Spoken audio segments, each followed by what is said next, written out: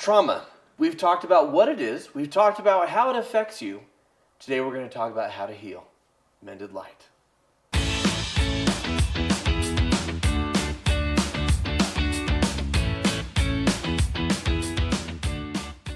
Healing from trauma is a journey that starts with learning to tell your story in safe places so that you can start to unlearn, right? Undo the incongruent beliefs that do not support or serve you. And you need to give yourself the space to grieve, to mourn, to let go of the responsibility that you took for things that weren't your responsibility. Yeah. While you can't change the details or the circumstances of your experiences, you can and you need to change the meaning. Yes, and as someone who loves movies and books, I love a form of therapy called narrative therapy. And there are several films that I can think of where they present you the sequence of events from one perspective, and then later show you the same sequence of events, but from a different perspective, and suddenly they mean something different. Yeah. What happened doesn't change, but it's all about the perspective. And we need to do this with our lives, because we can get trapped in this mentality of victimhood. For example, if I am a victim of trauma, that can become my story, right? The events happen. I was traumatized. I was abused. My life was threatened. I was cheated on. Whatever happened, right? Whatever your story is, those are the facts. But you could stay in the lane of, I'm a victim, or you can enter a lane of, I'm a survivor. I'm an advocate, all the way into a lane of, I'm writing my own story now. And these are just some of the details. And one of the biggest areas in which we need to reframe the events of our lives is in our suffering, because we all suffer. Yeah, and I would love to read to you this quote from Dr. Edith Eger. She has a powerful book she's written called The Choice. And if you haven't heard us talk about her book in any of our other videos, her book, The Choice, talks about her experience as a teenager, surviving and living through Auschwitz and World War II, and then her journey going on to become a therapist and learning to heal from her trauma. And if anybody understands trauma, it is someone who, as a teenager, as a very young person, survived one of the most horrific experiences of humankind, right? And she says, suffering is universal, but victimhood is optional. There is a difference between victimization and victimhood. And I love the way she puts this. And she can say this with authority because she's lived it, right? She says, at some point, we will suffer some kind of affliction or calamity or abuse caused by the circumstances or people or institutions over which we have little or no control. This is life, and this is victimization. It comes from the outside. It is the neighborhood bully, the boss who rages, the spouse who hits, the lover who cheats, the discriminatory law, the accident that lands you in the hospital. I love that she defines the difference between being victimized or victimization and victimhood. And living in victimhood. Yeah, and living in victimhood, because victimhood, it's like neighborhood. It's a place you reside, right? Whereas victimization is something that happens. And it is completely legitimate and should not be invalidated that you may have been victimized by the choices and behaviors of another person. Well, and the misuse of their agency, right? And she experienced that over and over again, individually, systematically, like on such a high level, right? And that is, whether or not we experience victimization is not our choice. What we do with that victimization and whether we live in victimhood is our choice. And if we make that choice to live in victimhood, frankly, it's justified. It's justified. It's justified, but does it serve us? Right. Here's one of the effects of trauma. When we've experienced trauma or abuse, one of the aspects of that is in that moment we didn't have a choice, right? And because in that moment we didn't have a choice, something gets rewired in our brain.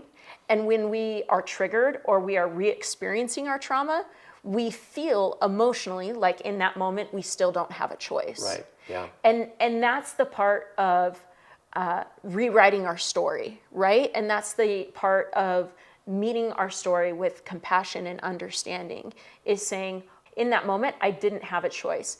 And my nervous system is hardwired for safety. So I responded, in fight, flight, freeze, or fawn. And I now realize that if I'm triggered or if I'm re-experiencing trauma, I tend to respond in the same way. Yeah. And my opportunity for growth and for healing is to go back and rewrite the meaning of that story. Yeah. And to realize I do have a choice and to get myself the love and the support that I need now to make a different choice if I want to. And a big part of that healing process is allowing yourself to feel the things that you weren't permitted to feel then. It wasn't safe to feel, or you were actively punished for feeling. One of those things can be anger. You have to allow yourself to feel anger about the past if the anger comes up, because there is no forgiveness without rage. Now that sounds paradoxical, but let me put it to you this way. How can you forgive something unless you acknowledge that there is something to forgive?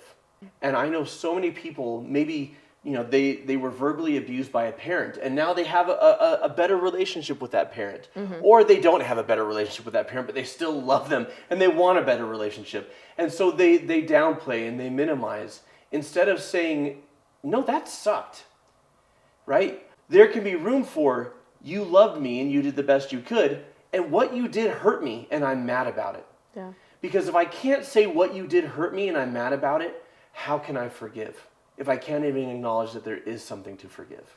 And forgiveness isn't condoning. Yeah, right? It's very important. The choices of other people, saying it's okay, minimizing the circumstances or the behaviors of other people. What it is it's letting go. It's letting go of anger.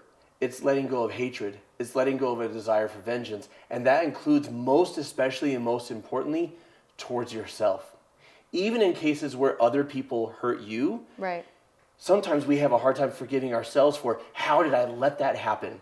I should have known better. I should have protected myself. Why didn't I respond differently, right? We look at it with hindsight instead of looking at somebody who is terrified doing the best they knew how in the moment, or whose body and mind was locked in a freeze response, or 100 other different things. We need to forgive ourselves. And Dr. Eger says that this involves forgiving the part of yourself that was victimized and letting go of all blame. Because blame doesn't serve us, right? When we look at, okay, what could I learn from this so that I can be different moving forward, that's healthy. But blaming yourself does nothing. Well, blame is judgment, yes, right? We can't love ourselves and judge ourselves at the same time. Right. We have to put down the judgment, and we have to pick up the love and the compassion and the understanding. So, and this whole process of recognizing the anger and the rage so then that you can move to forgiveness is all part of changing the meaning of your experiences. And it is possible to change the meaning from these circumstances and another person's behavior defines me. You might feel like it's my fault. I must have deserved it. And you can change it to, I am innately worthy of love, belonging, and care. And I won't allow another person's misuse of agency to steal my light and my worth and my belonging. Healing from trauma is a rebuilding of the foundation of your life. And depending on the type of trauma you experienced, your foundation may feel completely shattered. The beautiful thing is that once you have rebuilt your foundation from this type of disruption, it is a solid foundation which will be capable of weathering almost any life storm. Dr. Eger says, time doesn't heal. It's what you do with the time. Healing is possible when we choose to take responsibility, when we choose to take risks, and finally, when we choose to release the wound, to let go of the past or the grief. And I often tell people this, when people say time heals all wounds, if you're not following the steps you need to follow, giving it time literally just means you suffer longer. Well, and when we talk about taking responsibility, it's a matter of taking responsibility for the things that you can take responsibility for, and most importantly, not taking responsibility for the things that aren't your responsibility.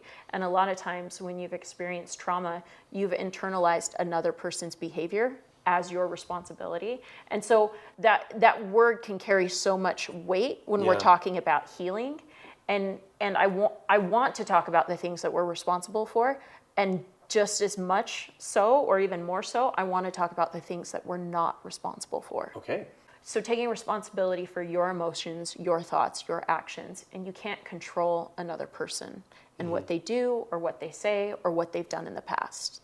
It's important to mourn, to grieve, to confront the illusions of our fears, to rewrite the meaning of our lives, to make friends with the rejected parts of ourselves and see ourselves for who we really are, which is a person of immeasurable value who has gone through hard experiences, but those experiences do not define us. We choose to live in the sacred present, actively bringing the light and goodness to the world that only you can bring. That is who you really are. That is living in peace. That is living in a place of inescapable joy. Why would you want to escape joy? I don't know.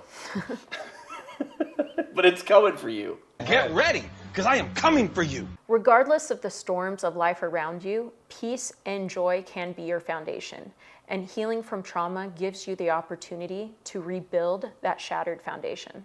Now, friends, we have shared with you the what to do, but the actual how to apply this in your life step by step is something that you can do with a member of our clinical team. So we want to invite you to try a complimentary 15-minute video consultation where one of our clinical staff is going to talk with you about our innate healing program.